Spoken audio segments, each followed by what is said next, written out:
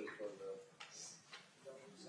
Yeah, that's one. oh, this is the. Yeah, we're good. You just said, right? Yep, yep. There's nothing behind you, right? No. Nope, No? nothing on the floor. Can you see the other board? But the answer is you need to do it. Yeah. Yeah.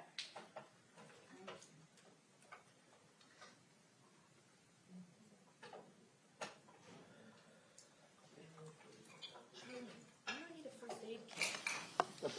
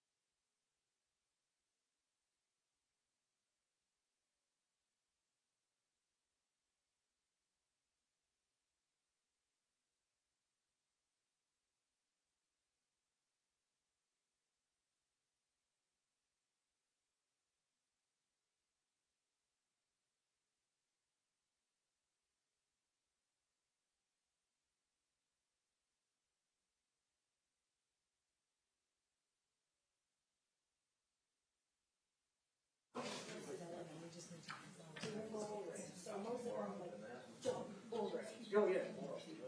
Cause that's their thing. She would go, I was like, oh, you're brave. She wouldn't go. But like there's like 5 or 7 before us that wouldn't go. So I think that might have played into it. But meanwhile, my older brother, my father was not. She walked up and she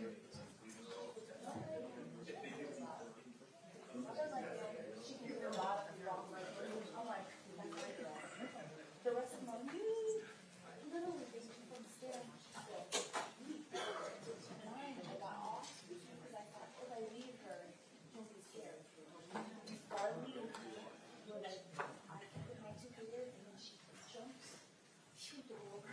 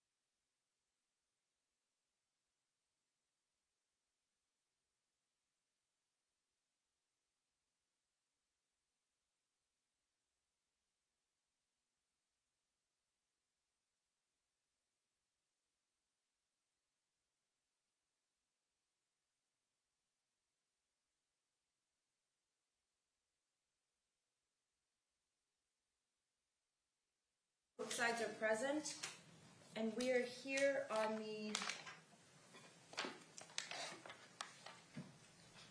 defense motion. Help me out.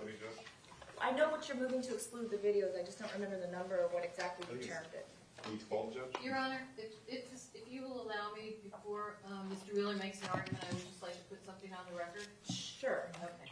And that is, the state is objecting to a hearing on the exclusion or any sort of hearing on the videos or the photographs today or on Monday. And the reason, Your Honor, is that on, I guess it was Thursday or Friday, when we were in court, the defense said they wanted to have a hearing on this right away. They wanted to have a hearing right away because Mr. Secor had worked all weekend on the photographs and they wanted it done right away. And that's not a legal reason to have a hearing on this now. And in fact, Your Honor, the state believes that having a hearing on these issues now, prior to trial, would lead this court into reversible error. There are a lot of photographs in this case because there are 17 murder victims. Okay. All right? So, as you know, you've been a trial lawyer and you've been a judge for many years. Photograph evidence, the determination of its admissibility is based on relevance. Right. Okay? You cannot determine relevance in a vacuum. So, to have a hearing today on the admissibility on this evidence, whether they're videos today or photographs on Monday, cannot be determined in a vacuum. It has to be determined after listening to evidence that's presented at trial and testimony that's presented at trial. For example, the medical examiner. As you know, the medical examiner will testify that a photograph will aid the medical examiner in describing the injuries and the cause of death. And this court, or any court, would make a ruling on the admissibility and relevance of that photograph based upon what the medical examiner said. There is nothing for this court to rule on right now because, quite frankly, it hasn't been presented with any evidence or any trial testimony. And to make a ruling in a vacuum could lead this court into error. And it will be an issue on appeal. Furthermore, if this court were to indulge the defense and make a ruling, it wouldn't be the only ruling that this court would make on the evidence. Because as evidence came in during the trial, the defense would ask this court to revisit its prior ruling. And so, in fact, this court would be making multiple rulings on the same piece of evidence that the defense is asking the court to rule on today and Monday. So it's the state's position, Your Honor, that you cannot make a ruling on the admissibility of the video clips or the photographs without placing them in their proper context. And the context is the testimony of witnesses produced by the state at trial. This is the state's evidence, and frankly, there's no testimony here. The defense is asking you to make a ruling. We believe it's potentially leading you into error to make rulings on the admissibility of evidence without putting it into any context. Because what are you going to base your ruling on? An ask? It's improper. So it is premature, Your Honor, to make a ruling now under these circumstances. And they will ask again, if you were to make a ruling today, they will ask again for you to revisit it. We had a meeting with the defense last week where we had given them a list of all the photographs. We didn't give them the photographs, they already had them, but we gave them a list of the photographs that we had that we were contemplating using in trial. And we told them that if they wanted to discuss any of the photographs regarding their admissibility, if they had any problems with them, we would talk about it. And rather than do that, they decided that they wanted to move and object basically wholesale to all of the photographs and the videos. I filed a motion this morning, moving to exclude them. And this is an issue that will continue to come up. To address this issue now is an anomaly. In all the years, and I only speak for myself, Your Honor, I can't speak for the other lawyers in this room or the other judges in this courthouse. And I've never seen a case where the judge made a ruling prior to trial out of context without the benefit of a medical examiner or without the benefit of a witness to explain why a piece of evidence is relevant, whether it's a photograph or anything else, and for a court to rule on its admissibility, that the court would rule prior to trial. On a motion to suppress, you would hear the testimony of an arresting officer or somebody who took the statement. You wouldn't just look at the statement and say it's in or it's out. You would have to hear evidence. And it's the same thing with the photographs, Your Honor. And just to put it in context, if you allow me to finish. Sure. There are a lot of photographs because there are a lot of victims.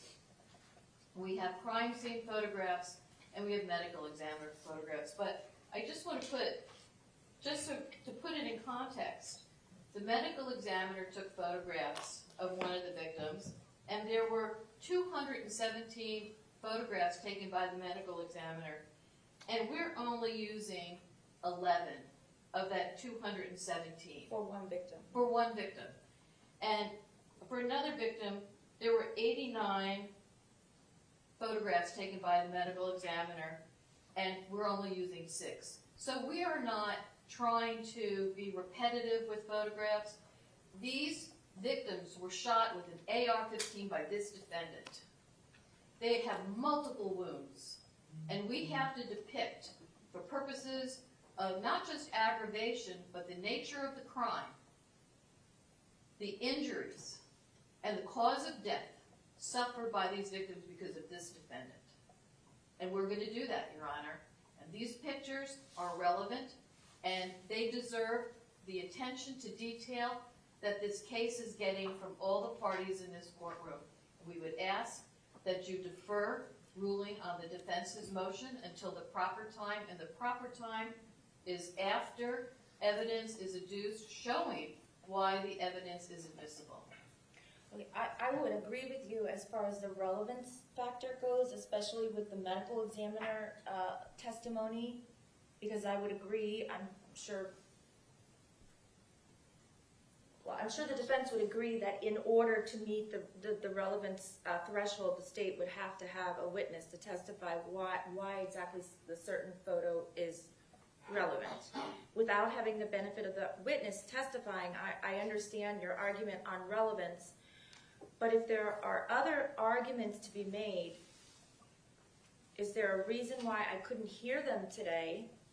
I have reviewed the videos. I won't rule today. I'll rule when the state goes to admit the particular item, or at the time that the state wants to admit the particular item. At that time, I can determine relevance and consider any additional arguments that perhaps the defense wants to make today as a reason why they should be excluded. Or do you think that that all needs to be done at the same time? I'm just wondering about saving time since we're here. But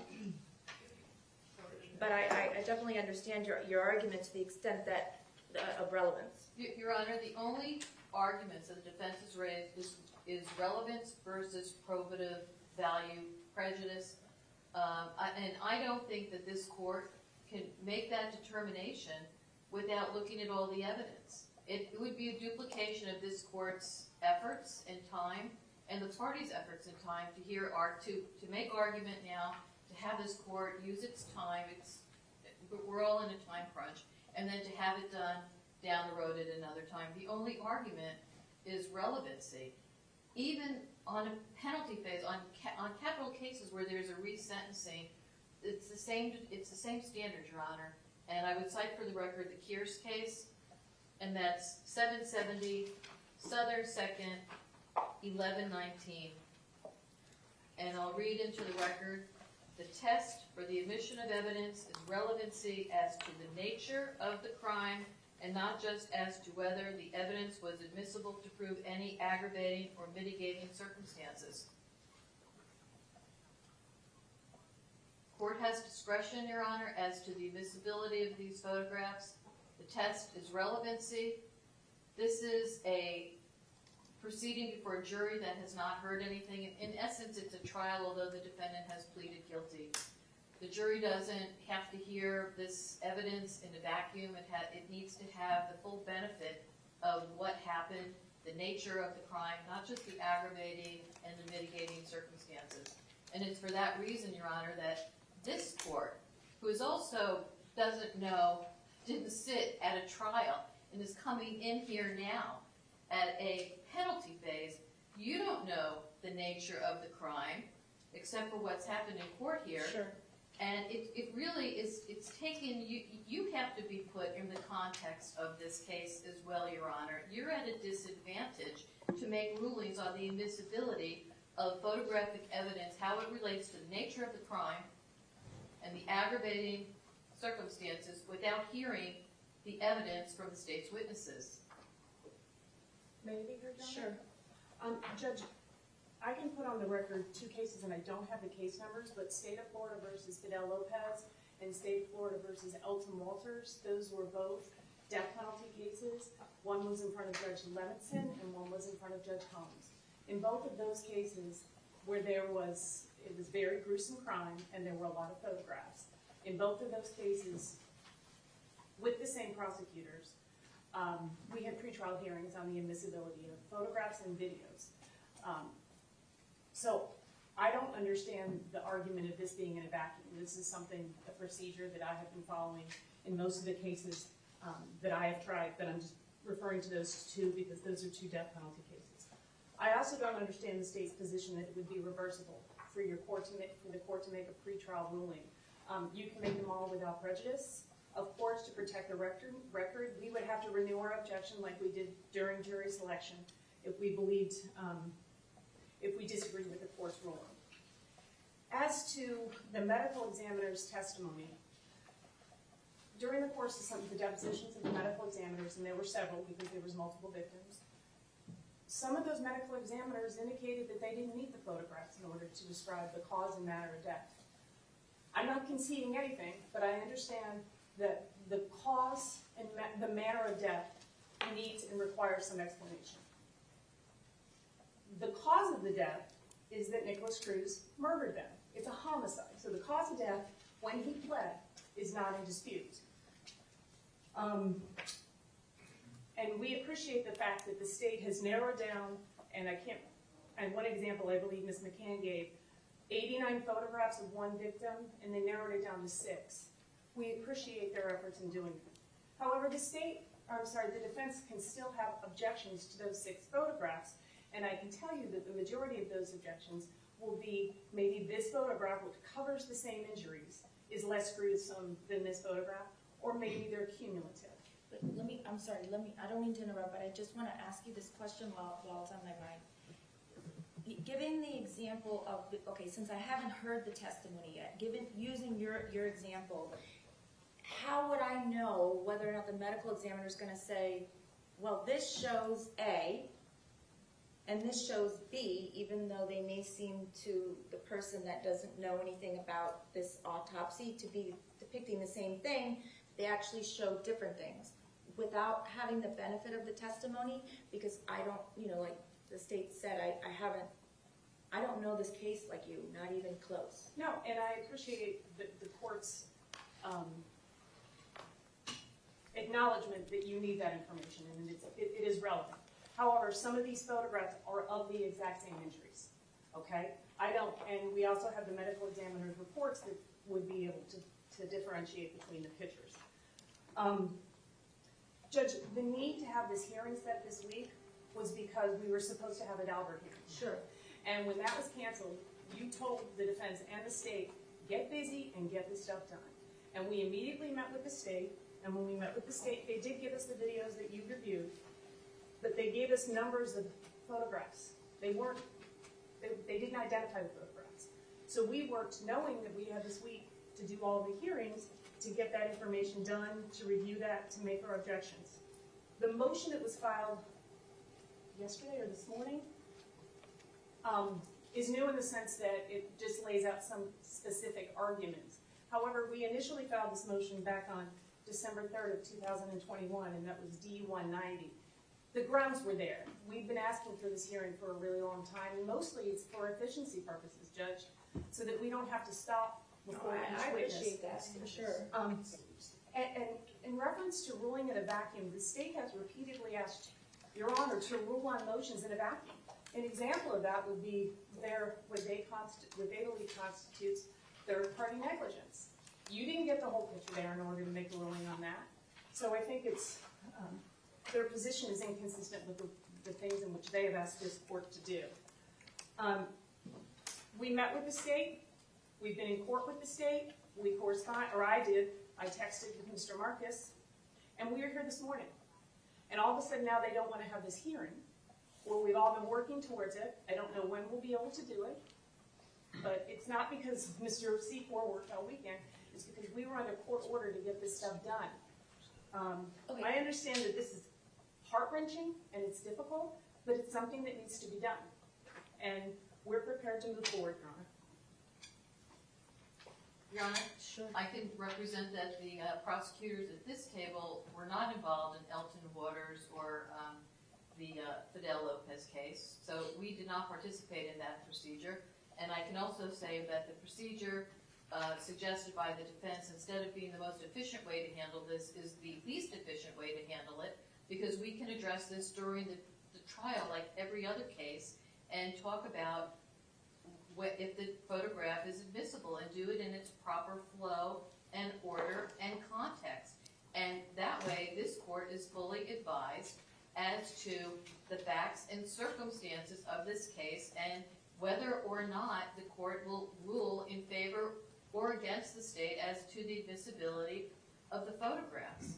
This is not an efficient way to do things. In fact, it's an inefficient way to do things. And just to do this to fill time is not a reason to have a hearing, Your Honor. Is not a reason to make a ruling that's potentially reversible error, no matter what the defense says, because the lawyers who are going to be litigating this, if the defendant receives death, if he receives death, this case is going to go on for many years, and it's not going to be the public defender's office who are going to be representing him and making claims. It's going to be other lawyers who will go through this record and pick out all kinds of issues and will potentially say that his lawyers were ineffective for raising this claim and doing it now. So I would urge this court to refrain from having a hearing now and to do this hearing regarding the admissibility of evidence in the proper course of the trial as the evidence becomes relevant and the state seeks to admit it.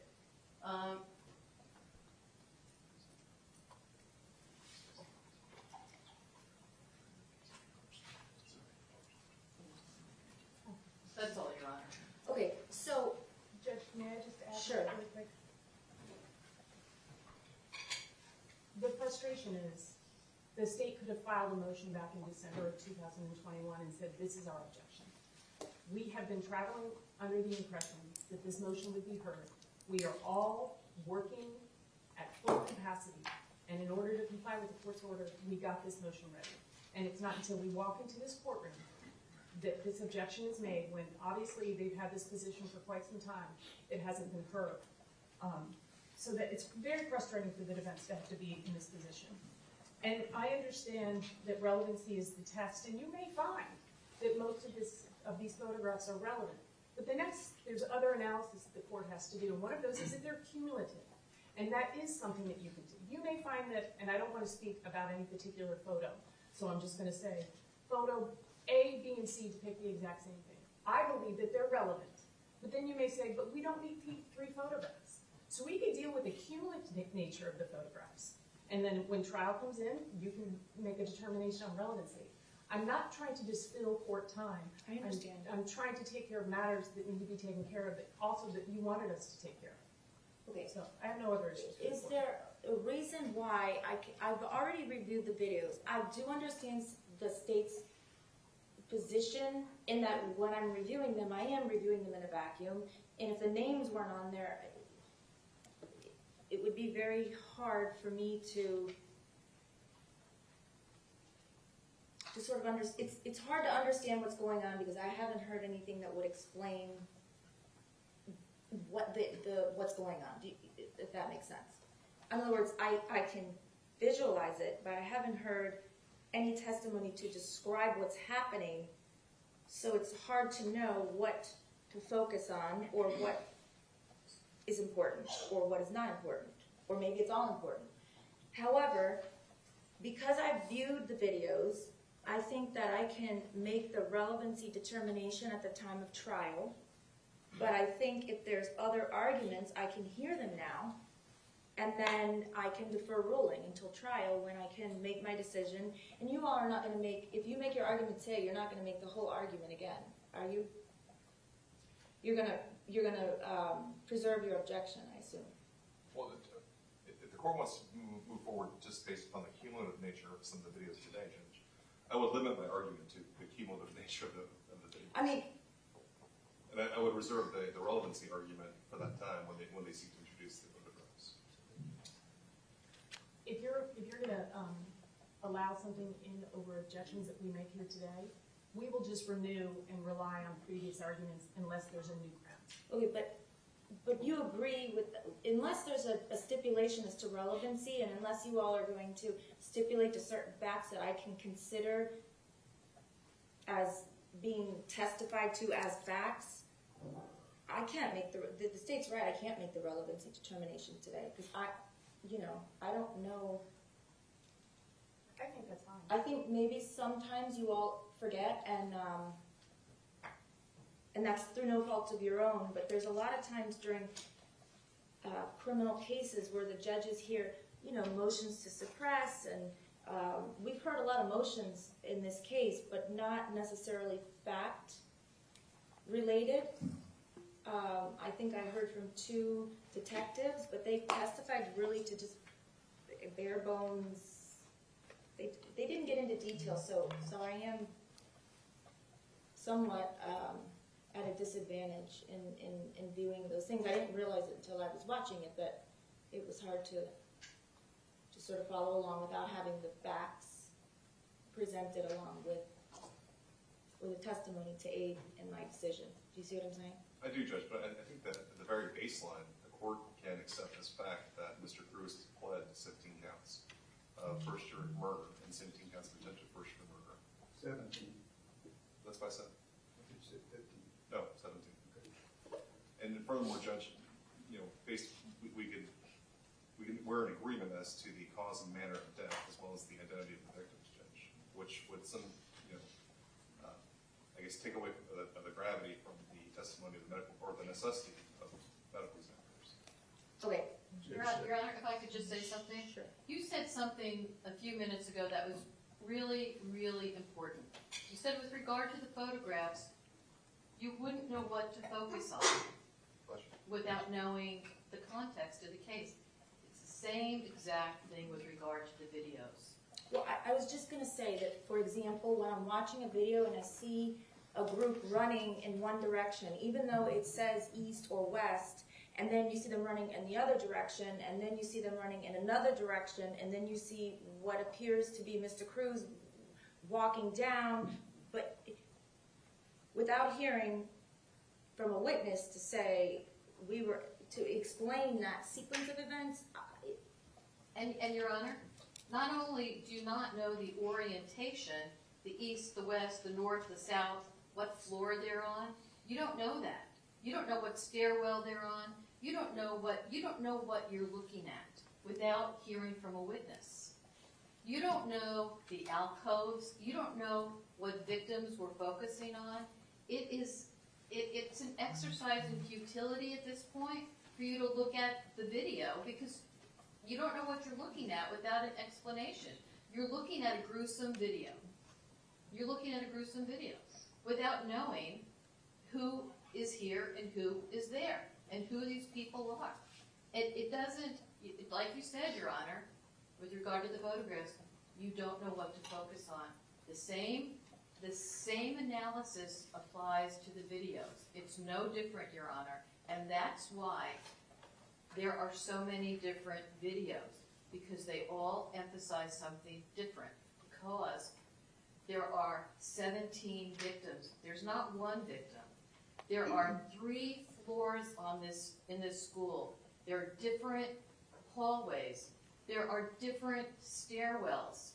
The victims are found in different places. We see them in different positions. You cannot just look at this and make a ruling. You have to know what you're looking at in order to make a ruling, Your Honor. Okay, I agree with you, but I do think that reviewing the evidence beforehand will be helpful for me, because at the time when I make my ruling, it won't be the first time that I'm viewing it. I think viewing those videos, even though it's hard for me to understand exactly what's going on, it will be helpful for me in the future. And also, if the defense wants to make arguments today and just simply, because we're all here, and simply reserve those arguments during the trial, other than relevancy, I'm ready and willing to hear them. I'll take notes and refresh my memory at the time that the evidence is sought to be admitted. Okay, may I have a moment, please? Sure.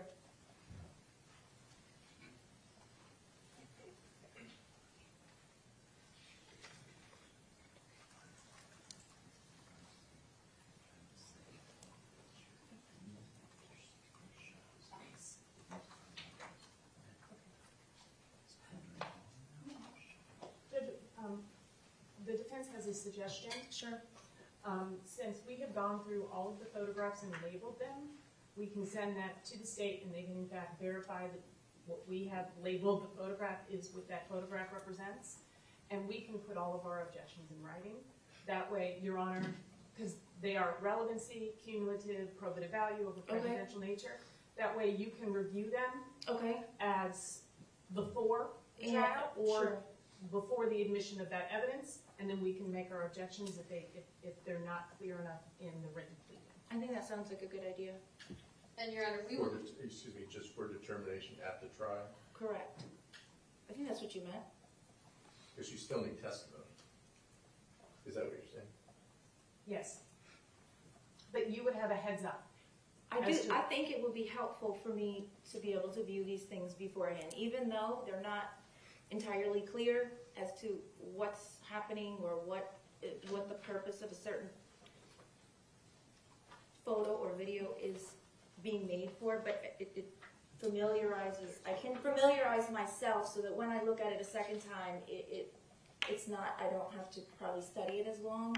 All right, so you would like, just like you were given a copy of the videos, you would like a copy of the photographs? If both sides are in agreement, I think that would be helpful for me to be able to rule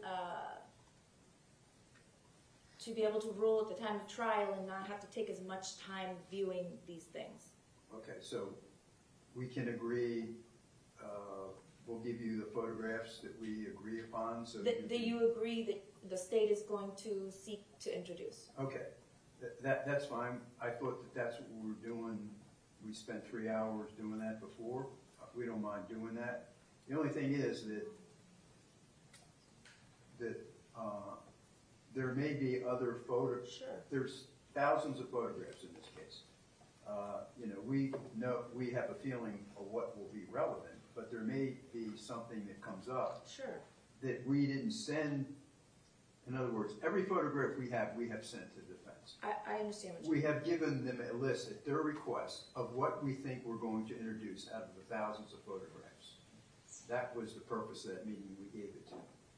So we don't mind giving the court, if they want to, the photographs, so it won't be the first time you have seen it, but we don't want to be limited to the No. 450 if there's something. Of course, we've shown to the defense Sure. before we move. Things change, and Right. I'm not asking you to live or die by this list that you're giving. I mean, same thing with both sides. There might be something that you want to introduce that you didn't think you were going to, but I mean, the trial is fluid, and I understand that. And I had this exact same conversation with Mr. Satz the other day. He Sure. said there may be additional photos. Of course. I totally get that. But I know that decision will not be made 5 minutes before somebody testifies. Sure. In So I this, asked, can you give us a heads up? And he said he could. And that way I can be familiar with the bulk of the photos, and if there's other photos, by no means am I limiting either side. I mean, things happen, and you can only be as agreeable as you can. And I don't mind meeting with them, and I thought the meeting that was, if they say, hey, look, this photograph shows the same thing, and I'd say, well, no, it doesn't, and I'll tell you why. Okay. I mean, I'm not telling them to agree with us, Sure. but at least they'll understand why we're doing it, because to be honest with you, and I told Melissa, or Miss McNeil, that we have culled these photographs down. We even cropped photographs, so private parts are not in the photographs. Got it. We try to be as careful and discreet as possible. And we don't mind, if they think it's cumulative, we'll say, well, here's the not that they have to give in. I but- understand. So the state is saying, I think what they're saying is they have to explain to you why they believe a certain photograph that may, on its face, appear cumulative, why they believe it's not. They're not asking you to agree, but they're happy to give you a heads up as to why they believe something is relevant. No, and that's great. That will be very helpful. That's in fact what I thought we were doing on Thursday. We just got through the videos. We came in with a list they'd sent us the night before. Okay. The photos weren't identified, so we Okay. didn't know what they were. We were not able to do that. Okay? Yes, and there may be some we agree with as well. Okay? So I'm wondering if I can propose something to the court and to the state. Okay? Mr. Savicki sent us a list last week about numbering all the photographs you guys were going to use. He amended that because it was duplicitous. We have gone through and next to each photograph identified what that photograph is. We can provide that list to the state. If you are in agreement that those photographs do represent the number, then we can tender that to the court, or we can reference those numbers in our motion along with our arguments and the photographs. And then that way we know as of what you believe you're going to be introducing today, we can get her to do that. And then if there's other photographs moving forward, we can deal with that as we move forward. I don't really agree with that. I don't mind the judge seeing the 450 photographs. That'll help the court. But I don't, without taking testimony, there's no way to look at the relevance or the argument that it's cumulative. I don't mind discussing with you, look, we're going to disagree, because we always do. But and I don't mean that disrespectfully. I know you don't. You have a client. You have a client to represent, and you do it well. I'm not. I'm just saying that there's going to be differences, and I mean this sincerely. I don't think anybody can make a decision on a photograph or a description without putting it in context with other things, and it would be unfair for the court, in my opinion, to do that. But I don't mind meeting with you at any time and say, look, this is the reason why, and although this figure shows 3 wounds, this is why this other picture is just as relevant, and it's not cumulative. If I can add an example, there's one. I like examples. There's one photograph that's mentioned in their motion about a gloved hand inserted into a wound. Well, what the picture actually shows to the state is the doctor is showing, it's an autopsy picture, is actually showing the fragment coming out of the body. And so he's pressing against it and there's a fragment. We don't want to waste, our time is very valuable. We don't really have all the time that this causes us to have, of trying to explain every single picture. This will come up in that individual medical examiner's testimony as we show the pictures, or the defense will know which ones are going with that particular victim, and they can make their objection, and it's done in 2 seconds, as opposed to going through a hearing today, going through their lists. We know what we're doing as prosecutors. They know what they're doing as defense attorneys. During the course of the trial, this will get sorted out, and it gets sorted quickly. Some people may want things done a different way, but it takes more time this way. defense is going to do is we are gonna file a written response, Okay, with our objections. We will identify the photographs as, the state has provided us with the numbers. And Okay. in that pleading, we will, describe the photographs, so that when that photograph is moved into evidence, you will have a heads up. okay, And we will file that for all of our objections collectively, and then we may be able to agree with other issues. okay, I think that would give the court the ability to have a heads up for the information that's coming in and to be able to rule on the issue instead of having to take time and, you know, put it all in context. okay, And we have no objection to the court of viewing the 460 photographs that we shared with the okay. Okay, so did either side have any luck on scheduling the experts? I have reached out to our main Daubert witness, as Your Honor requested, and he is in the process of verifying with his assistant whether or not the week of the 15th is available to him. He's supposed to testify in a different case on that Monday, which I believe is August 15th. But he said even if he does have to testify that day, he could be here later that same week. But I'm waiting to hear back from him. There's been an exchange of emails, and all I can tell you is that we're working towards that week as best we can. And I'll let you know and the state know as soon as I get any additional information, if that's all right. Do you think you'll have that by tomorrow? I hope so. I think we got 4 or 5 emails from them today, so they're being very responsive and they were trying to reach out to the legal team in the other case that the doctor's supposed to testify in to find out whether or not that really was a date certain for his testimony so that he could come here in the event that they weren't positive about his testifying date. So I expect to know today, and like I said, we'll let everybody know as soon as I do. And state, are your witnesses available that week? They're available that week and the following week, so however, if Dr. Adler testifies 16th or 17th, we'll be ready on the 18th. And what about your other witness? She is currently prepared to be here next Wednesday. Is that the 13th? If that still suits Your Honor. Oh, that's right. We threw out so many different scenarios that I forgot. So you were going to call your first witness on Wednesday of next week, and then your second witness, hopefully the 15th, and then the state would put on their witnesses that same week. Or the subsequent week, the week of August 15th and or the week of August 22nd, I believe. Judge, and I just remind the court, August 19th, we're not in session. Right, and we're supposed to be off on the 18th, but we can open that date up. I mean, I'd like to get this done on, if we could finish it on like the 15th, 16th, and 17th, that would be ideal. I doubt there's be enough time for all the state witnesses. 3 days? 15, 16, 17, 18. I think if Dr. Adler testifies on the 16th, it will go a full day, possibly spill into the 17th. The state could start on the 17th with a witnesses on the 18th, and then finish up the following week.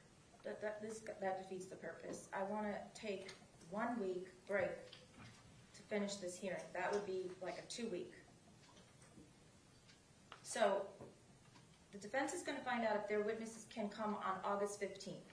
If their second witness testifies on August 15th, then state your witnesses could be on the 16th, 17th, and 18th.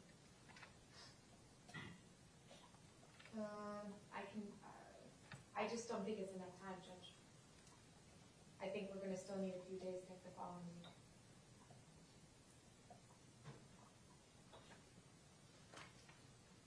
And with the 19th off, unless the court wants to start the 21st, and then yes, I Can we finish with the state's testimony on the 19th, defense? I'm sorry, I missed that. Can we finish the state's testimony on the 19th? We're supposed to be off that day for, at the defense request, and I'm not sure if we can go forward on the 19th. Yes, ma'am.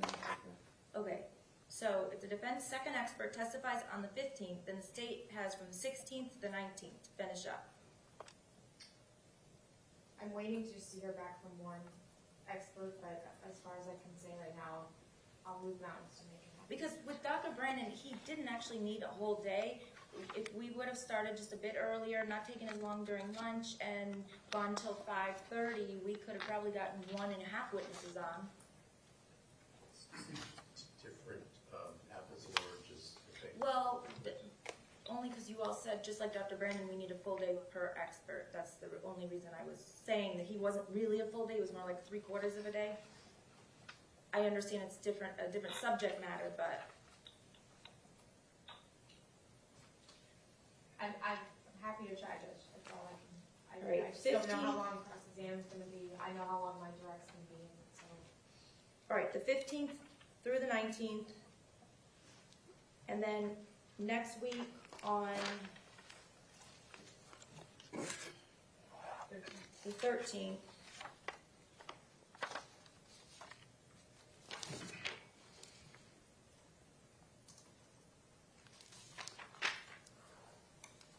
the fourth DCA is going to be in here on the Tuesday morning of the 12th. And there is one additional motion that, motion to have a witness, order the witness to answer questions. Yes, Your Honor,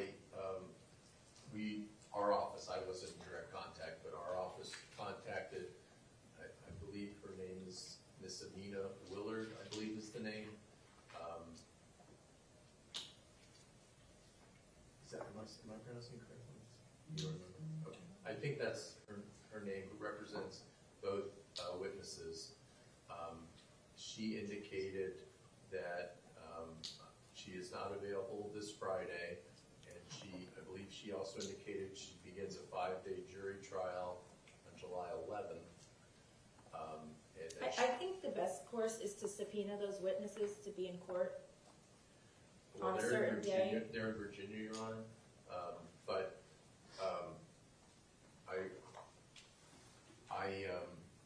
Because I don't really care what trial she has, it's not as big as this one. If I could, I will direct her to your JA, and your JA can contact her and advise her accordingly, if that's okay with the Isn't court. there, I thought there's a way to subpoena an out-of-state witness. Didn't you do it through, I don't think I could go under an interstate compact because they're not a material witness for me. It's a deposition, so I'm not, are you calling the witnesses or the defense? it's a defense witness, 2 defense witnesses. So if and when they come, can we not just handle it right before they testify? Well, it's to continue the deposition. This is for deposition questions. So there were a number of questions that were not answered, Yes. not just 1 or 2. Okay, well, then defense, I'm gonna say what I normally would be saying to the state. If you wanna call these witnesses at trial, you're gonna have to get them to cooperate beforehand and at least make themselves available with their lawyer so that I can make the determination of whether or not they have to answer the questions. If it was a state witness, I would tell the state the same thing. Well, Judge, I can't communicate with those individuals because they're represented by counsel, or else we would have been involved in this. Mr. Marcus reached out to me initially, and I said they have counsel, so. I think you can call their counsel and let them know the judge is not gonna let these people testify if they don't make themselves available for this pretrial hearing. And what's the date? That you're proposing? Well, she said she's not available tomorrow and she has a 1-week trial, so, we can do it any day. It's gonna take, what, 10 minutes? It's gonna be a Zoom hearing or a telephone hearing? She represented that she wants to be in person. So I said that the court had said Zoom would be fine. But I think I need to get out of being in the middle and give it to the court's JA to speak to her directly, at least by email, or the parties all together, including the defense. So the witnesses and the lawyer wanna be in person. I don't want to speak to them. favor, Judge? Sure. If you want to give me whatever dates, tentative dates for a hearing, I will call the attorney and I will say, if you don't appear in court, then the judge is going to strike my witnesses. Okay. Now, I don't know what, if she's in a jury trial next week, what that court's position is going to be if she's not available, and I don't know if the court. I'm not gonna set it next week, I'll do it on the 18th. I know we're having a Daubert hearing, but we'll do it first thing in the morning. It shouldn't take more than 30 minutes, right? It should be quick hearing, I think. The So, 18th of August. Oh, I mean, okay. I just kind of threw that day out. August 18th at 8:30. August, not July. No, is that all right? Judge, if I may, the 18th, for this, I may have two witnesses on the 18th, because of, so I just want to bring that up so that we don't run out of time. I don't want to take the person, I don't want to schedule it for a day where we're supposed to be in trial. So, Just- yes? I just emailed the Jay that my appointment on the 21st is canceled due to the doctor's unavailability. We would have that afternoon, and you told the jurors we're off, so if they're available then, we could do that. I just rescheduled it for the following week when we're not on trial anymore.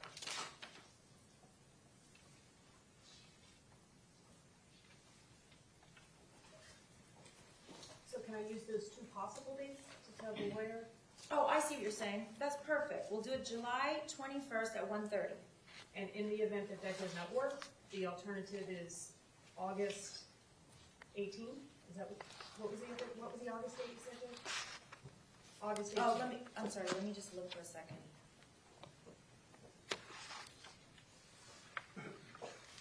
And you think it's Mr. Marcus 18th? You don't, I don't, nothing is ever. I don't think anything would be short with them. 18th is bad because we have those witnesses for the over. We can come. I'm talking about July 21st at 1:30. That's perfect. Because she was not available, you said she wasn't available on the 8th and she wasn't available the week of the 11th. I believe that's what the email Okay, said. so July 21st at 1:30 for the afternoon.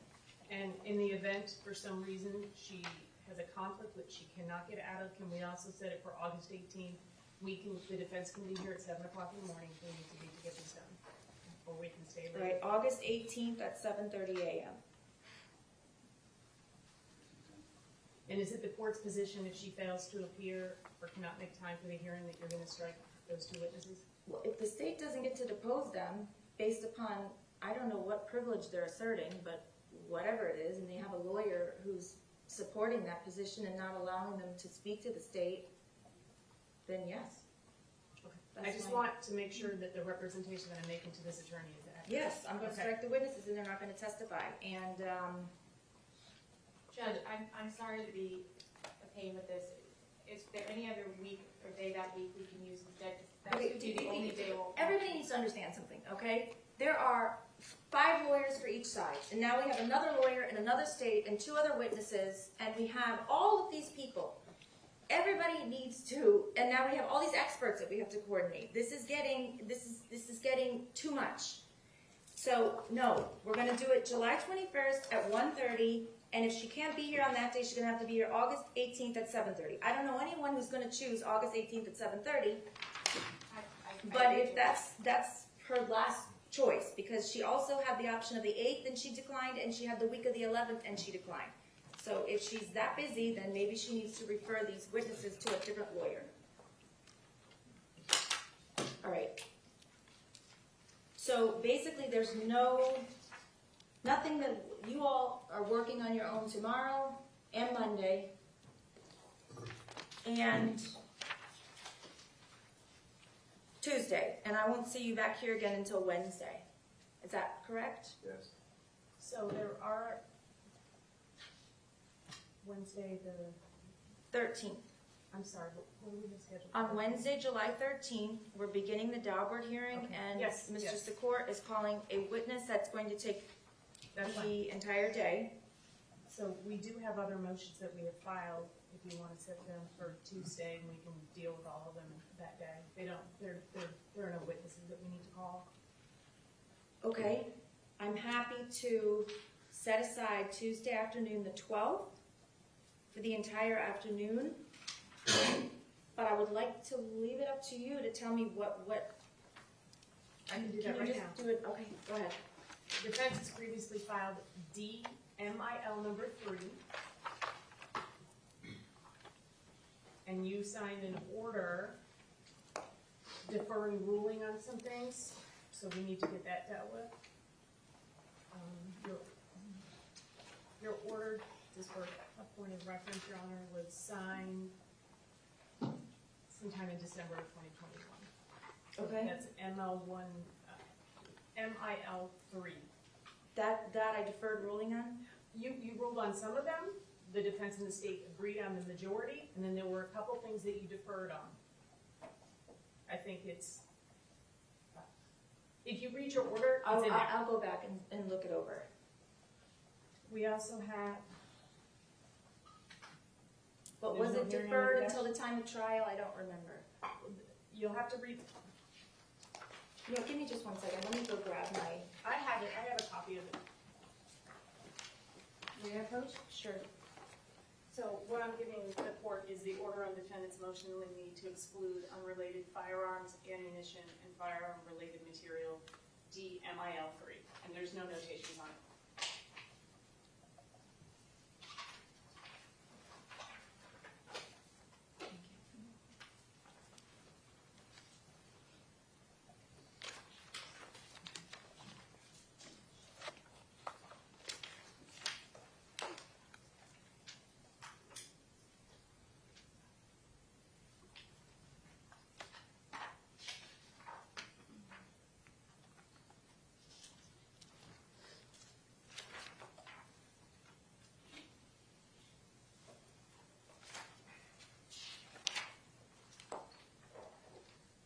By way of example, Judge, in MILQ, which was a packing list, listing the firing pin and the ammunition recovered from the dresser, the court had ruled that it was admissible only if the state could show that the firing pin on the list is the same as the one used in the crime.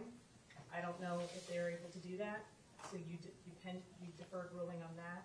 And then R, which is the packing slip from Cabela recovered from the dresser, and you deferred. I don't see R.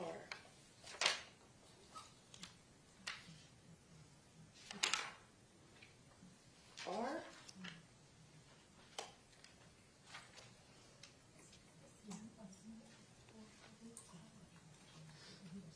Am I missing something? Is R on the same motion, the same order? Can I see the order, please? Sure. Oh, you know what? It's not in the order, Your Honor, it's in the defendant's motion. And the transcript and your order are in conflict. So if you want me to give you a copy of the transcript, so you But can. I may have said during the hearing, I'm gonna defer until I think Yes. about this, and then I wrote an order subsequent, so that would be my order. Do you know what I'm saying? Yes.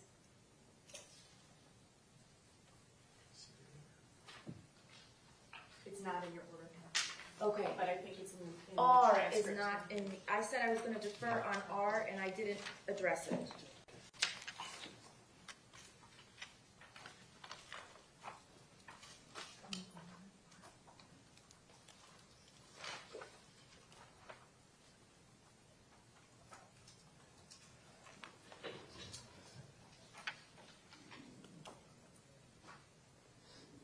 And then, Okay, so, excuse me, just 1 second. R is mentioned in the second paragraph on page 1. A ruling regarding the item marked R is deferred pending submission of additional evidence by the state. So I assume that would have to be at the time of trial.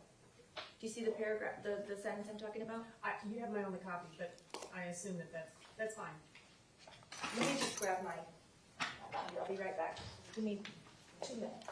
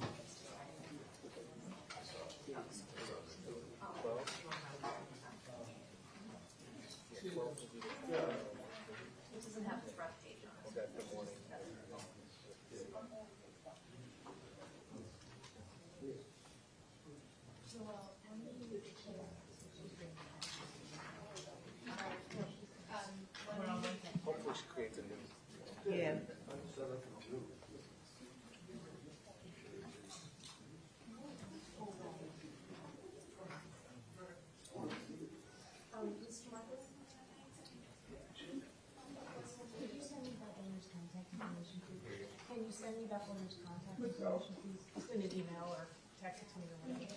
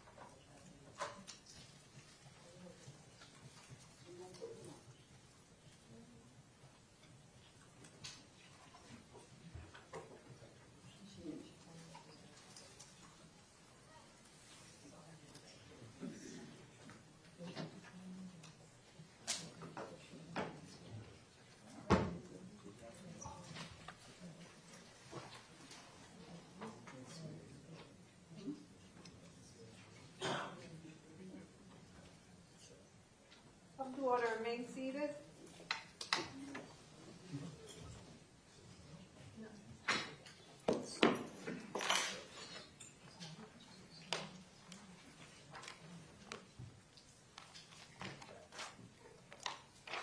You want to know about the 300 now? Oh, okay. I don't know if she's finished it. She was calling.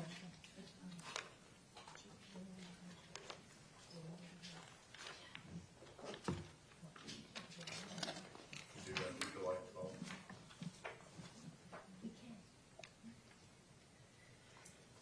Are you making fun of me?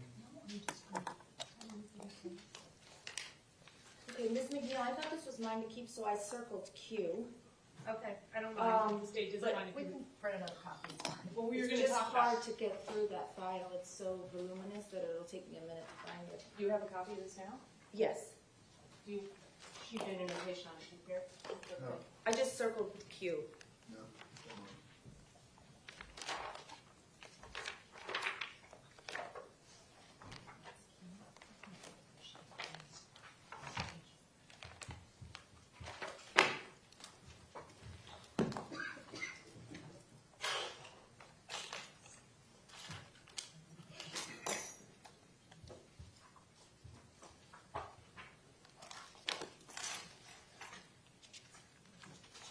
So the order on DMIL 3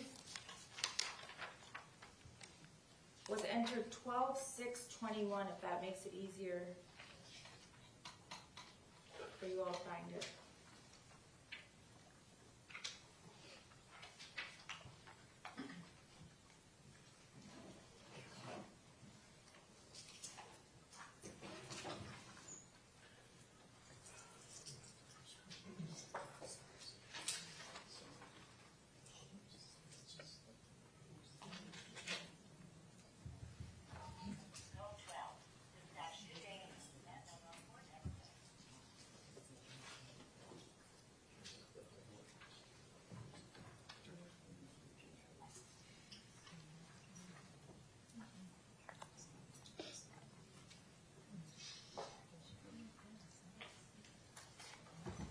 Rhonda, we can announce to the defense that the state is not going to use Q, the firing pin.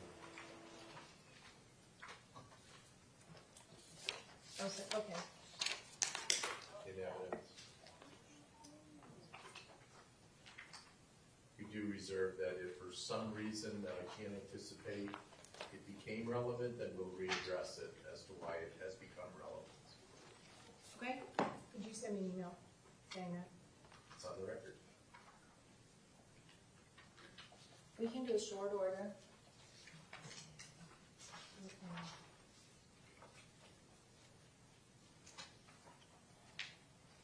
Okay, so that I takes, can write up the short order. that takes care of DMIL 3.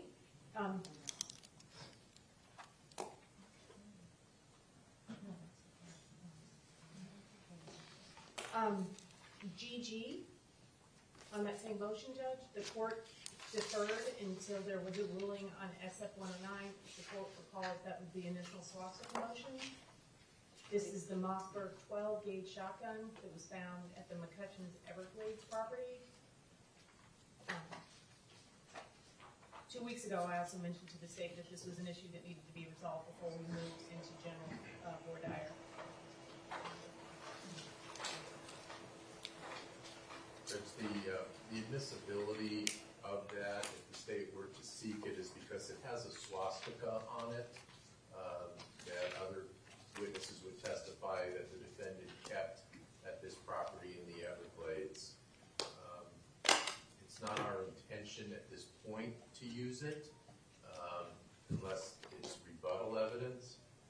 What we've addressed in our motion yesterday was that we were going to use swastika evidence in rebuttal. And that's all I can say at this point, Your Honor. Well, then that issue kind of resolves itself, right? For now. GG? Yes. The only thing I'd just like to add that this was one of the motions that we asked that the court hear before we moved into general voir dire, so that we could get a ruling on whether or not the swastika information was going to be admissible, so that we could conduct our jury selection accordingly. And since this was not ruled on along with SF 109, the defense did not voir dire on the prejudicial nature of the swastikas. Since the defense put that on the record, Your Honor, I just would like to respond that I advised in open court before voir dire had finished that we intended to introduce that information, swastika and other hate information. The defense chose to not ask to continue voir dire, but voir dire had not finished. We had not selected a jury when they were advised of that. And we objected to going forward, Your Honor, and the jury was not present when Mr. Marcus made that statement, and Mrs. Curtis made a record that we appreciate that, but we don't want to move forward, and we moved forward, and we indicated previously the prejudice to the defense. Okay, I'm well aware of both parties' positions. I've also reviewed the transcripts of when this issue was brought up, and we're just gonna move on. That's fine. So I think everything has been dealt with for that MIL 3, unless the court sees something that I missed. I don't. Okay.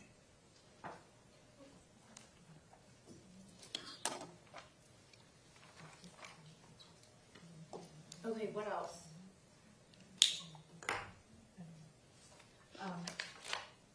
You're gonna just rule on MIL 11, which is the redactions from the defendant's statement, right? Yes, I have, as long as both sides are okay with that, I have been provided with the transcript as well as the actual videotape and the parts that the parties are not in agreement on.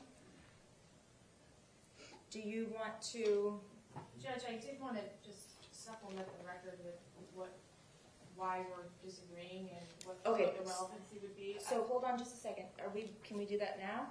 I'm going Because- through it now. I can. All right, I can just try want to do it quickly. I need to just shuffle some paperwork, okay? Give me just a second, please.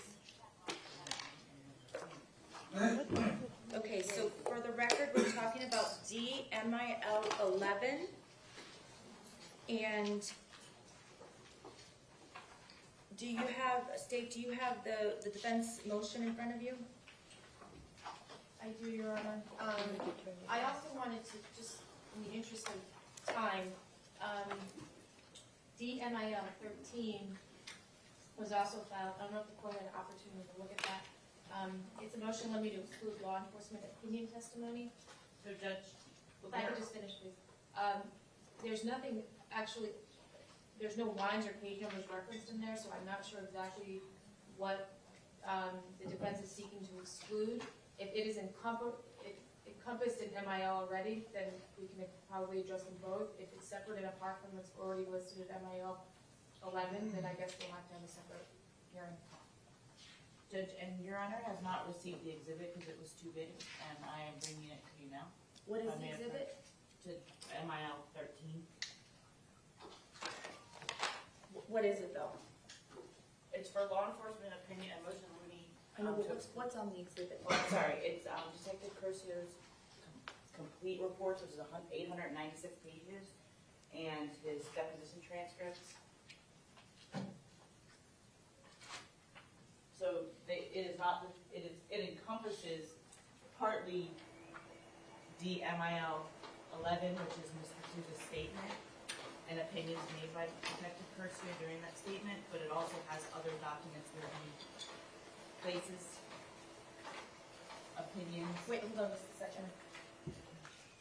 I mean, but just to narrow down the issue, you're talking about when he says things about whether or not the defendant understands what's going on and whether or not he hears voices, those opinions? Or is there something else? Amongst others, yes, Judge, there's other opinion testimony. Okay, so we can't hear DMIL 11 simultaneously with 13.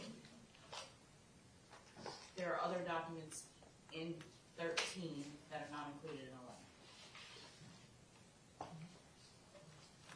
Can you just summarize what those things are? Because maybe the state doesn't anticipate eliciting those things from the detective. I mean, it's a lot, and she hasn't had an opportunity to look at it. I mean, we're talking about 896 pages. Yeah, but he doesn't give 896 pages of opinions. He's probably, what does he say? He says something about the defendant's mental state. I'm sure that's one main group you're talking about. Right. And what is the other, just Reader's Digest version, because they may not want to elicit. Judge, we're not gonna elicit opinions from Detective Curcio as to guilt or innocence for a variety of reasons. I just don't understand why the statement or his report is in there and his deposition. The only thing that would be relevant would be what was in the confession. I mean, I think the law is well settled. It would be inappropriate for the state to elicit a guilt versus innocent opinion from the detective, or really. Well, that's not the issue. The issue is, Your Honor, as you brought up, commentary and opinions on as to Mr. Cruz's mental state, right? And then the other would be Mr. Cruz's veracity. He shouldn't be able to testify to that, and that is included. The case law is included in my pleading regarding that. But throughout the 896 report, there's multiple times that he makes various opinions. I've highlighted my copy. I'd be happy to share a specific page and numbers to Chiapponi, but I do not have that collected right now for her to review. I think it's pretty clear what you can and I can't was ask gonna say, the Judge, detective. I know what the law is. I'm not gonna be eliciting opinions without establishing a foundation from any witness. So, and as far as mental health is concerned, the detective can certainly talk about in the confession what he was observing. If somebody was having a psychotic episode or not having one, I mean, he's simultaneously watching and talking to him at the same time. The case law is pretty clear, and that can be discussed during the interview. I mean, it's an interrogation. Judge, Detective Curcio is not qualified as a mental health expert. I wouldn't be asking you to diagnose him, but if he's vigorously shaking, I think he could testify to that. Of course, to his physical observations is what they're saying. What they I see. physically observed him doing. I mean, why could he not testify to that? That's not an opinion. That's a statement of fact based on someone's direct observation of the person. So if you look throughout the statement, there's not a place there, and maybe I'm misspeaking, but there's not a place in there where I say when he's shaking or nodding his head or that Detective Curcio can't testify to that, or that shouldn't be allowed in. I'm saying things like when he's saying, I don't believe you are mentally deficient, right? I think you understand everything I'm saying. All right, let's do this. Let's go through DMIL 11 first, and I think that might resolve some of the issues. So, DMIL 11, paragraph 3 indicates that the state and defense have agreed to the following redactions, and then it lists paragraphs A through F.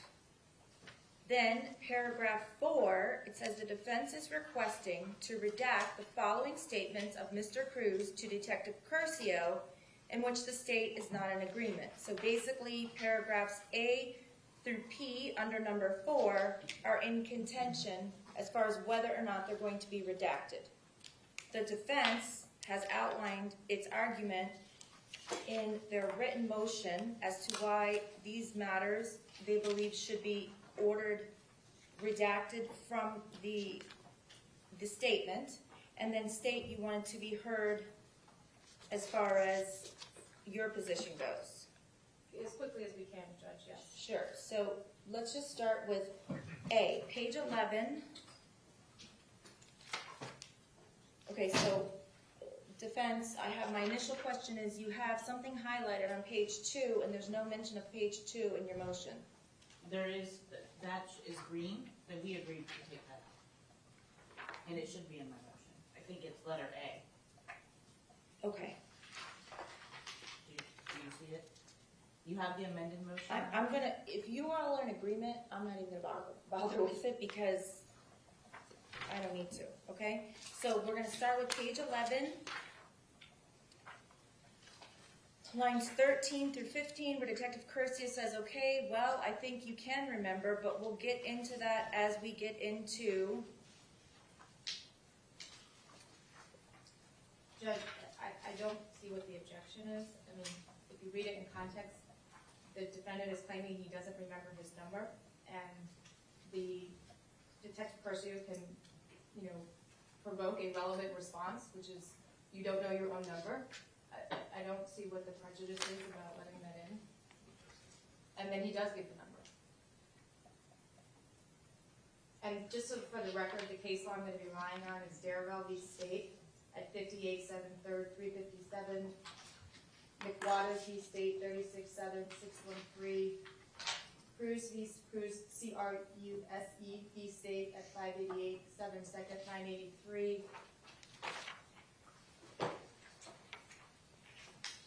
I'm sorry, Nicole, could you please give us a Sure. Did you get the spelling of Cruz? It's CR. USE v. State 588 7 2nd 983. McWaters 36 7 3rd 613. Darrell v. State 58 7 3rd 356.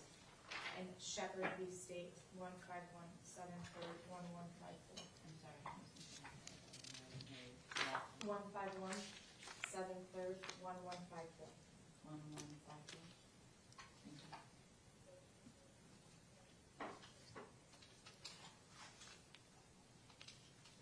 Right. Judge, the only thing that I could say is I need to read these cases. I mean, I haven't had an opportunity to read them. Okay. But, guys, this isn't rocket science. I can read through this transcript and listen to the statement and determine what I think is admissible and what isn't. You all want to have an argument on every single 2 lines? And to be honest, Judge, that's what you said yesterday afternoon. I thought that's what was going to be done. But the state hasn't had time to file a response, so they just wanted to respond orally. I understand, but if they're going to be relying on case law that I haven't reviewed, that... Judge, I can make a general argument as to all of the objections or everything that we're not agreeing on. Okay. If the court wants to then apply that and going through it, on your own separately, and then if the defense wants to supplement with any filing, that's... I just think most of this is pretty straightforward, and it's not... I agree. It's the same, over and over again. I understand the case law. Detective Curcio could not elicit opinions about guilt or, if there's constant repetitive questioning and there's no answer, but to elicit questions that provoke a relevant response, for example, like we just went through with, trying to get him to admit that he knows his own phone number. He is permitted to talk about his observations in terms of even whatever, I want to say mental health, but whatever mental condition is going on in front of him, he can make observations as to that. A lot of this content, he refers to the voices. He refers to things that he was doing prior to the incident. That goes to aggravating circumstances. The voices are going to be part of mitigating circumstances, so it's relevant in that context. Nothing that the defense is looking to admit is prejudicial. So I would say the probative value outweighs any prejudicial effect in the instances where we're not agreeing. But it's hearsay, though. I don't know that you can say it's probative. Well, you'd have to go to a specific. Well, anything the detective says is hearsay. Well, what not if he's on the stand? I mean, he can testify to it on the stand. Okay, but I thought we're talking about the statement right now. Well, but we're talking about playing the statement, so his words would come in. But they come in to show what the defendant's response was. The detective's words are actually hearsay, and I understand that most of the detective's interview is admissible because it shows the context in which the defendant's statements are made, but I don't think you can say what he said in the interview is probative when it's really hearsay, all of it. But it's not coming in for the truth of the matter asserted. It's coming in to put the entire interview into context. Right. I agree with you as far as that is concerned, not necessarily on this specific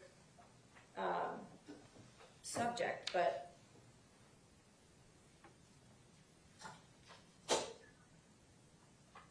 okay, go ahead. I mean, that's more or less what I would be repeating over and over again with each one of these lines that we're disagreeing on is that, you know, if he's asking him a question that is provoking a relevant response or provoking a reaction from him, he can confront him with evidence. You know, saying that he's not being truthful or not being honest with him is not inadmissible because he's there, he's observing him, he has gathered some information, and so he knows what is, you know, a little bit of what the defendant will or will not know at that point, especially his number. And if he's not making sense, then it would be remiss of Detective Pursuit not to continue pressing him, to ask him to give relevant answers. So, I mean, more or less, that is what the state's argument would be throughout all of these pages. Judge, and if I could just add a couple things. Sure. First of all, what Detective Curcio says is not relevant, right? We're talking about the defendant's statement, that's what's relevant, the responses, right? And I believe you touched upon that. Also, our concern is not what the state's going to elicit. Our concern is that Detective Curcio continuously has a tendency to comment on issues for which he is not qualified. Mental health, medical, I wouldn't say diagnoses, but medical type information. And we are asking to limit this type of commentary and for him to be responsive while he's on the stand. That has to do with 13, so I'm sorry to mix them a little bit. But that is the main concern. The law that I'm relying on is in my pleading. I stand by that pleading. It does talk about the veracity, not just the guilt and innocence, comments on the guilt and innocence of the defendant. Further, I also place in my motion that I understand that law enforcement is allowed to invoke relevant responses, right? I understand the case law is there. I address that in my motion. So that's Okay, so I can rule on DMIL 11 and 13 without further hearing. Correct, Judge. yeah, I would agree with that. All right. I stand by the pleading on that.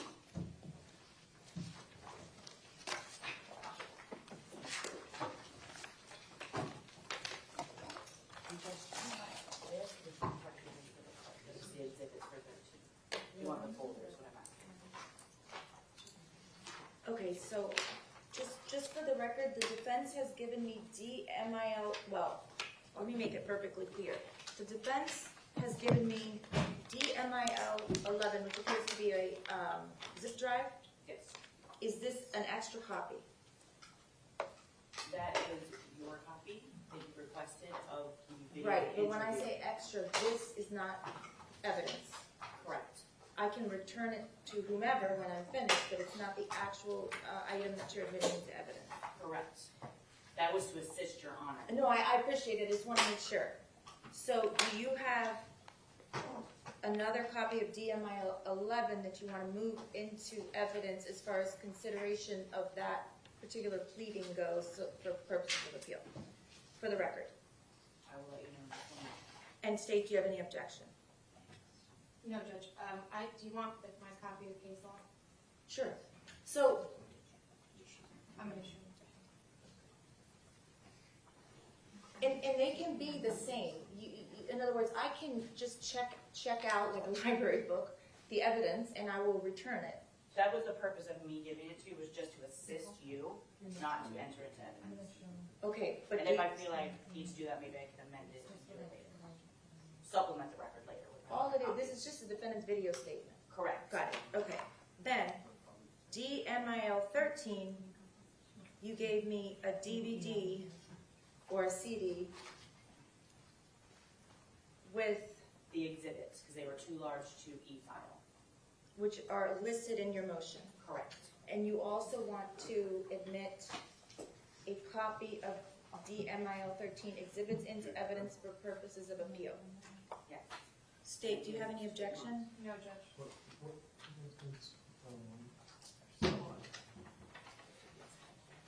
the hearing. I can cut them out.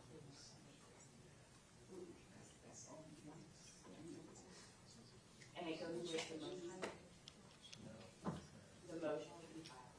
Judge, did Ms. Ashman, have you highlighted what is in the reports and the deposition that is relevant? It's not included in here, but that is something, to me, it's work product. I was not going to share that, but I would be happy to share that with you and make a chart of the things that I found. If you would I like. think that's relevant to your argument. I mean, Okay. otherwise there's thousands of pages in there. I have nothing to do Well, with 896. give or take. That's fine, I have no problem doing that. Would Your Honor like a copy of that too? You mean to narrow down exactly what you feel is not admissible, Yes. as opposed to giving me 900 pages of, Well, that's also the deposition transcripts. And that I don't have narrowed down. We would object to the exhibit as being so vague. I'm sure the deposition is hundreds of pages as well, and then his report is almost 900 pages. And the motion is very general as to law enforcement opinions are inadmissible. How could the court possibly know what the defense is talking about? Judge, I can fix this problem. okay, I will take these back. okay?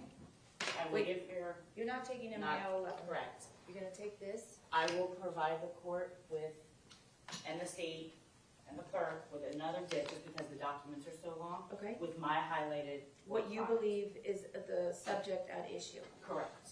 Will that make it better for you?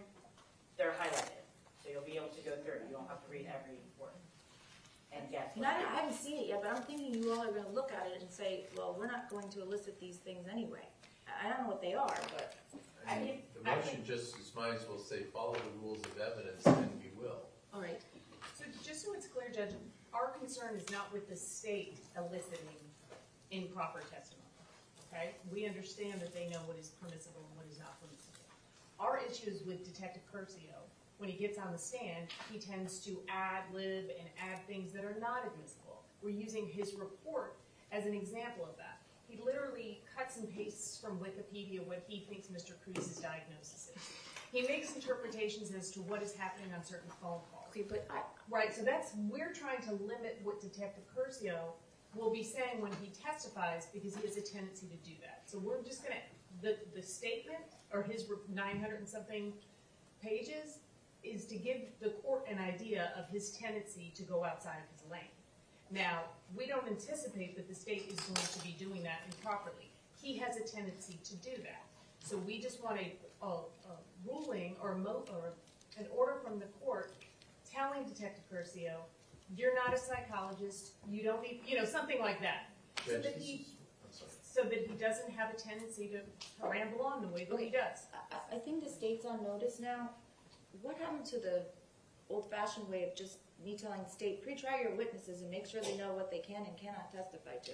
And I there's think also that they do that. objections that defense can make if a witness does that. I mean, that's what objections are for, hearsay, whatever. All right, you're on notice, state that the defense is of the opinion that Detective Curcio talks about things that he is not qualified to talk about. Yes, Detective Christie is a very seasoned detective, however, I would instruct him to not make any opinions he is not qualified to make. Or his commentary that he has a tendency to make, as demonstrated by the motions to suppress where he testified. I think he knows the difference between what you can put in a report and what you can say on the witness stand. I would hope so. All right, let's not do this back and forth, especially when there's multiple lawyers. It's like my dinner table. So just to be clear, the court would like my highlighted copies as well as Listen, the state. I think that I can't rule on every single issue that may possibly come up. I understand your concern, but I think you putting the state on notice and so that they have the opportunity to pre-try their witness in the way that they want to and make sure, I'm gonna expect from both sides that you all pre-try your witnesses so that they don't have diarrhea of the mouth or say something that's inappropriate on the stand. And so if you want, I'll issue, this is a standing order. I expect at this level, both sides to pre-try all of their witnesses and to go over sensitive areas that the witness may or may not know they're allowed to talk about. And I'm also going to be paying very close attention so that if I see something that's coming, I'll be either interrupting or waiting for an objection. In other words, if I can see where a witness is going and it's in a place that's not going to be good,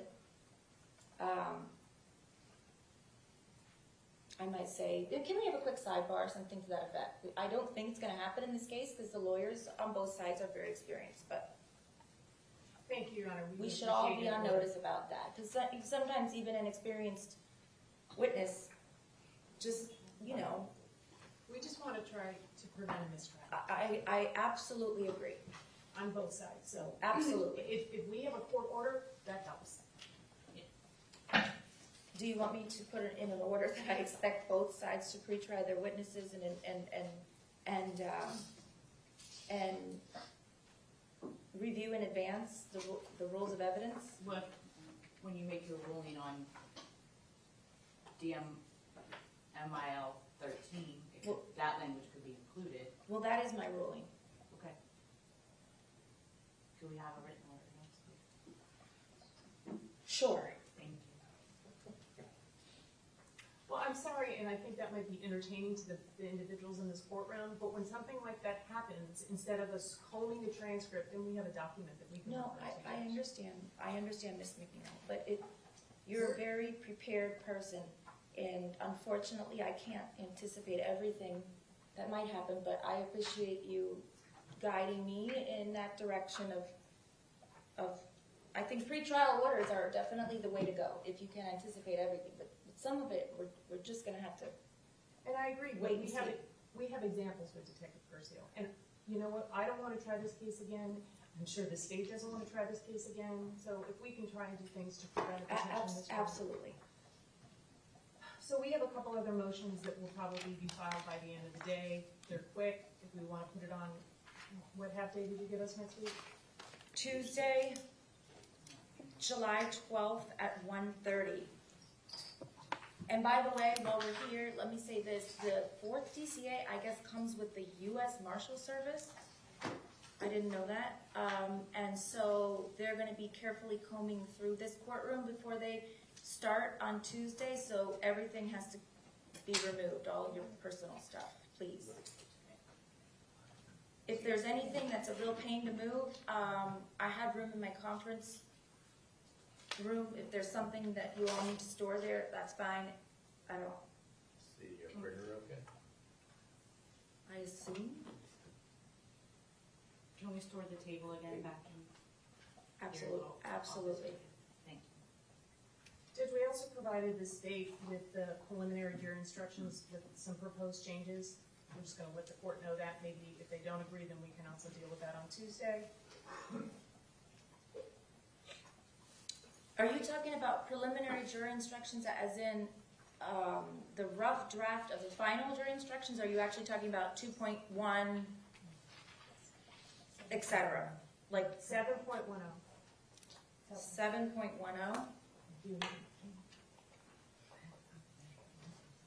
No, that's fine. I may have already read it. Let me just see.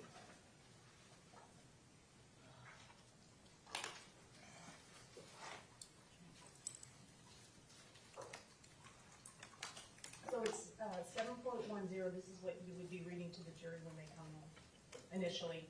And then we've been working with Mr. Marcus about other changes to the instructions as we move along. But that's one that I think needs to be heard. Okay, just give me just 1 second, please, so I can pull up.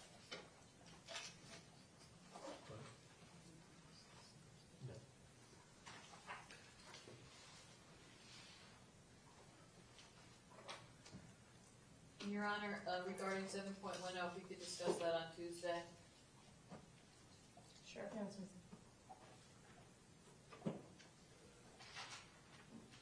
Oh, I see, because there was no guilt phase, it's gonna have to be modified. All right, so, yes, we can go through that, and I will look through it ahead of time also.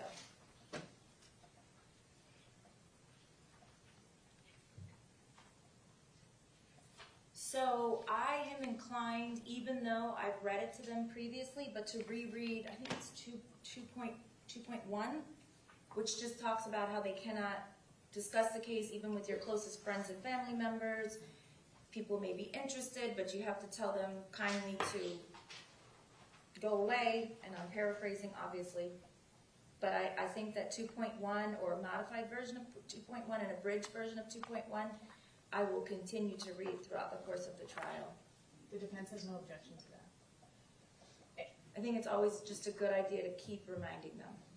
And then the defense would also request that when the jury appears every morning, if you ask them if they have been exposed to any media, anything even accidentally, that they need to bring to the court's attention. Because somebody may have talked to them, not knowing they were a juror. And the defense would like that inquiry. If you want, I can give the court a proposed inquiry, and then you can work off of that, or you can deny my request. Either way, that's something we would like. I'm not saying that it's right or wrong, but I've never done that before. Is that something that's commonly done in this type of a case?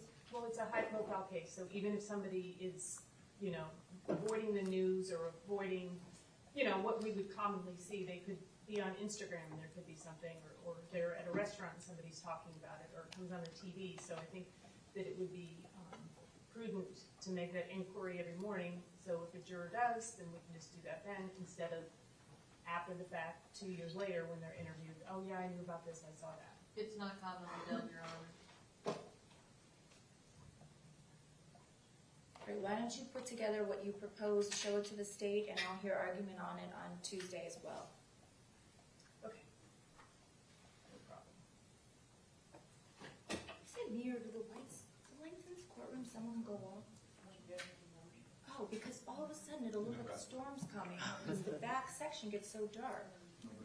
That's weird. I don't like that. Right behind you all, the lights go off, I guess if there's no movement. So it appears from my vantage point that like there's a bad storm coming and it's getting dark, but it's not. It's because the lights are like the kind of Publix where they don't go on until you walk down the aisle. It's Florida again. Ah, there we go. It's kind of ominous. I don't like it. Okay, is there anything else for today? And also, as far as Mr. Wheeler, this is your zip drive Yes, ma'am. with those videos. So I will put it, what I did was I took my personal judge stationery and I put it in that envelope, and I'll put it in my conference room, and I'll give it back to you when we're finished with the issue. Is that okay? It's fine. State? No objection. Okay, and then I don't know who's providing the photographs, but if you're gonna put them on this type of a format, I'll do the same thing. I'll keep it secure, and I'll just return it to you when we're finished. Okay. Okay?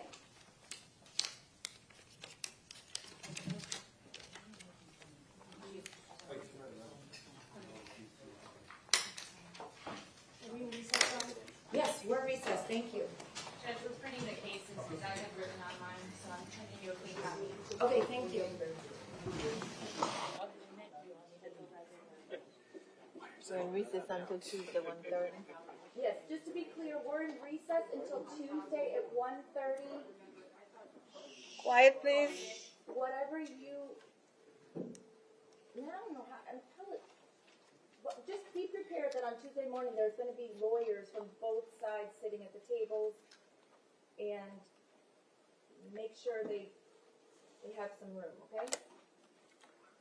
In other words, when lawyers leave notebooks and things laying around, and other lawyers come in, you don't wanna sit down and feel like they're violating your space, you know what I'm saying? So just take all of your work product with you, please. Yes, or you can, I mean, you can get it tomorrow if you have access. They're coming on Tuesday afternoon, but because we're not gonna be in session, your access to this courtroom might not work.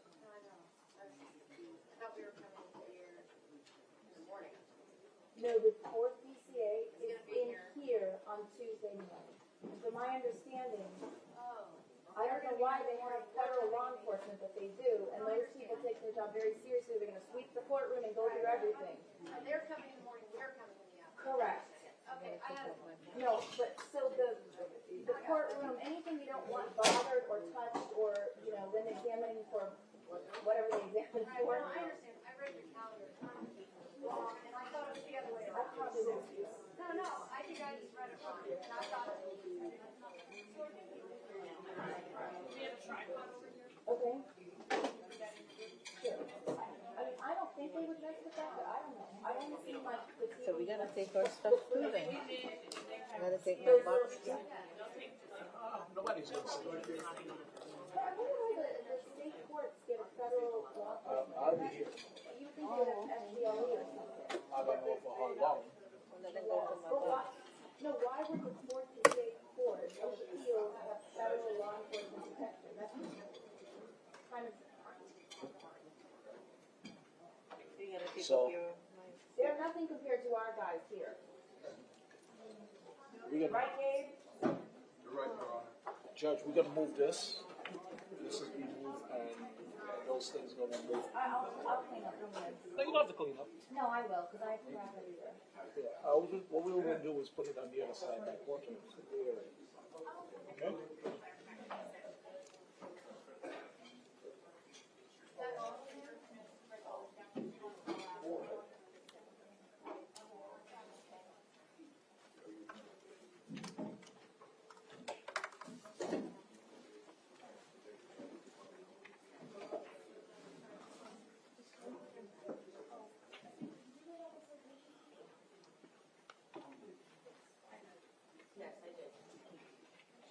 Yes, sure.